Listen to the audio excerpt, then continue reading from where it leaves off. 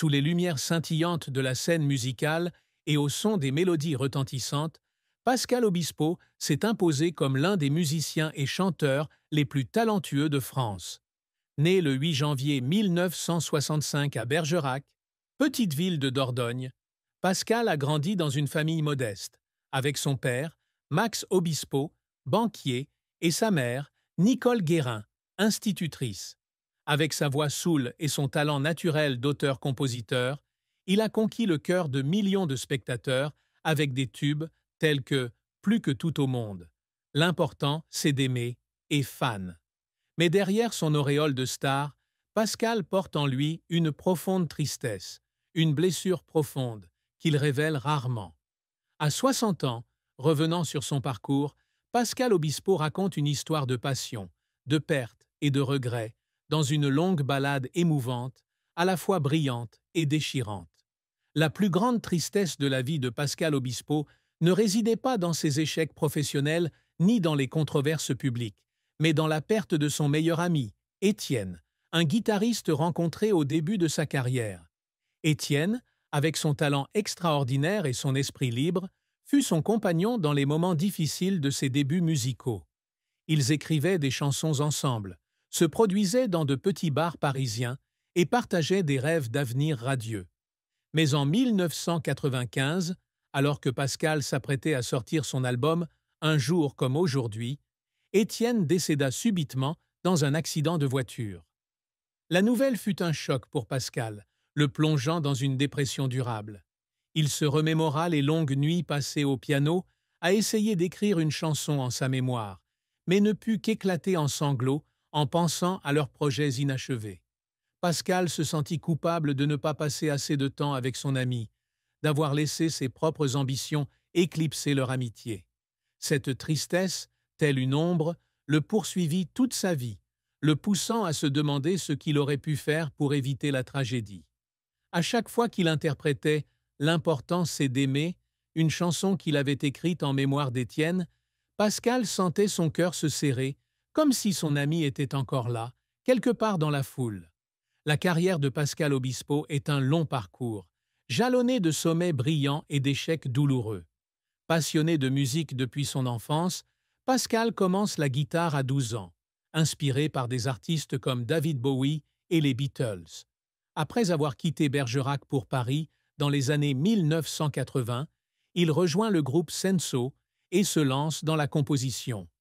En 1990, il signe chez Epic Records et sort son premier album, Le long du fleuve, avec le titre Plus que tout au monde. Ce titre devient rapidement un succès, propulsant Pascal sur la scène musicale française. Son album suivant, Un jour comme aujourd'hui, paru en 1994, avec des titres comme Tomber pour elle, confirme sa place parmi les musiciens les plus marquants de sa génération. Le succès continue avec des albums comme Superflu en 1996, avec la chanson Lucie, et Soledad en 1999, avec L'important c'est d'aimer, tous deux certifiés diamant en France. La carrière de Pascal n'a cependant pas été exempte de revers.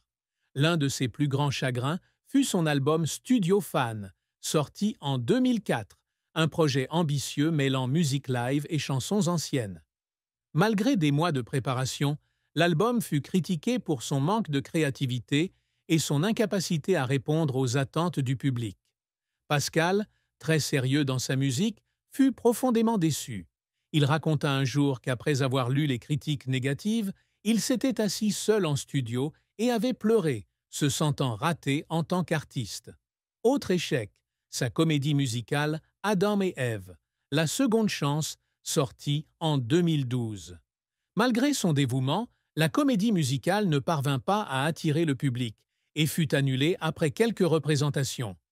Pascal passa des années à écrire la musique et à travailler avec l'équipe technique, et lorsque le projet échoua, il versa des larmes, non seulement à cause de cet échec, mais aussi parce qu'il avait le sentiment d'avoir déçu ceux qui croyaient en lui.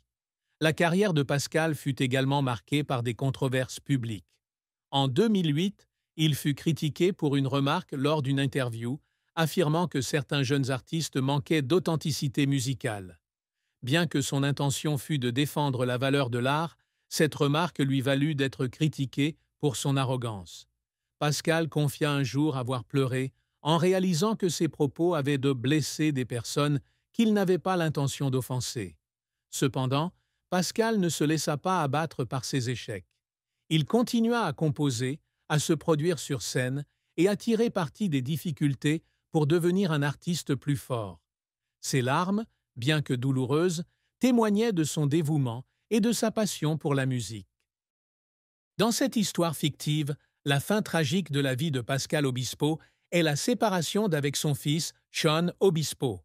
Sean, né en 2000 de son mariage avec Isabelle Funaro, était la plus grande fierté de Pascal. Cependant, à mesure que Sean grandissait et se lançait dans le graphisme, la relation entre le père et le fils se tendit. Pascal, avec son emploi du temps chargé et la pression de la célébrité, était souvent absent des moments importants de Sean, de son anniversaire à ses premières expositions. Un jour de 2020, Sean exprima sa déception lorsque Pascal ne put assister au lancement de son important projet de design.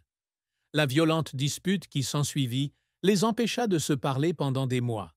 Pascal portait en lui la douleur de cette séparation, car Sean était sa plus grande motivation pour continuer à travailler. De nombreuses nuits, il restait seul dans son atelier, regardant une photo de Sean en pleurs, se demandant s'il pourrait renouer leur relation avant qu'il ne soit trop tard. Malgré leurs efforts pour se racheter, la distance entre père et fils demeura une blessure profonde pour Pascal, lui rappelant que la célébrité ne remplace pas l'amour familial. L'amour et le mariage de Pascal Obispo furent un chapitre émouvant de sa vie. Il épousa d'abord Isabelle Funaro, actrice et mannequin, en 2000. Ils se rencontrèrent lors d'un concert à Paris et leur complicité s'épanouit rapidement. Isabelle, par sa beauté et son intelligence, devint l'inspiration de nombreuses chansons de Pascal, dont Fan. Ils ont eu un fils, Sean, et durant les premières années de leur mariage, leur union était considérée comme l'une des plus belles histoires d'amour du cinéma français. Cependant, les pressions de leurs carrières respectives, conjuguées à des modes de vie différents, ont mis leur relation à rude épreuve. En 2008, ils ont divorcé, laissant Pascal profondément attristé. Il a un jour confié avoir eu le sentiment d'avoir échoué en tant que mari et père et avoir souvent pleuré des nuits entières après le divorce en repensant aux moments heureux qu'il avait perdus. En 2015, Pascal a rencontré l'amour avec Julie Hanson, mannequin de 24 ans, sa cadette. Ils se sont mariés lors d'une cérémonie romantique au Cap Ferret, en France, et Julie a redonné à Pascal un regain d'espoir et de jeunesse. Cependant, ce mariage n'a pas duré et ils se sont séparés en 2022. Pascal a admis que la différence d'âge et la pression de la célébrité avaient rendu leur relation difficile. Il a un jour raconté qu'après le divorce, il s'était assis seul sur la plage du Cap Ferret, regardant l'océan et pleurant, ayant le sentiment d'avoir perdu l'occasion de fonder une famille durable. La tristesse amoureuse de Pascal ne résidait pas seulement dans les mariages brisés, mais aussi dans le sentiment de ne pas pouvoir apporter le bonheur complet à ceux qu'il aimait, malgré tous ses efforts. Le secret que Pascal Obispo a longtemps caché est un album inédit intitulé « Pour Étienne » qu'il a écrit après la mort de son ami proche Étienne. Cet album, composé de 10 chansons émouvantes, est l'hommage de Pascal à Étienne, relatant les souvenirs et les rêves qu'il partageait. Dans ces chansons, Pascal révèle ses émotions les plus profondes, du regret de ne pas avoir passé assez de temps avec son ami à la peur de ne jamais retrouver ce lien. Il conserve l'album sur un disque dur privé, ne le partageant avec personne, pas même ses proches comme Isabelle ou Julie. Pascal craint que la sortie de l'album ne le rende trop vulnérable et souhaite garder ses sentiments pour lui afin de préserver la mémoire d'Étienne. Ce secret n'est pas un scandale, mais une part profonde de l'humanité de Pascal, témoignant que même les plus grands artistes ont des facettes cachées qu'ils ne veulent pas dévoiler au public. Les accomplissements que Pascal Obispo a toujours recherchés ne se limitent pas à la célébrité ou aux revenus. Pour lui, le plus grand accomplissement est la capacité à toucher le cœur du public par la musique. Des chansons comme Lucie et L'Important, C'est d'aimer ne sont pas que des tubes, mais des histoires d'amour, de perte et d'espoir qu'il souhaite partager avec le monde. Il a dit un jour qu'à chaque fois qu'il voyait le public chanter ses paroles, il avait l'impression de créer un lien spécial. Un jour, lors d'un concert au Stade de France, un jeune spectateur s'est approché de lui en pleurs et lui a dit que Lucie l'avait aidé à surmonter la douleur de la perte de son père. À cet instant, Pascal a fondu en larmes, persuadé que tous ses efforts en valèrent la peine. Pascal s'efforce également de laisser un héritage durable à travers ses projets philanthropiques. Il s'implique auprès des enfoirés depuis plus de 20 ans, collectant des millions d'euros pour les Restaurants du Cœur. Il a également fondé la Fondation Étienne, qui soutient les jeunes musiciens dans le besoin. Pour Pascal, c'est non seulement une façon de se souvenir de son ami, mais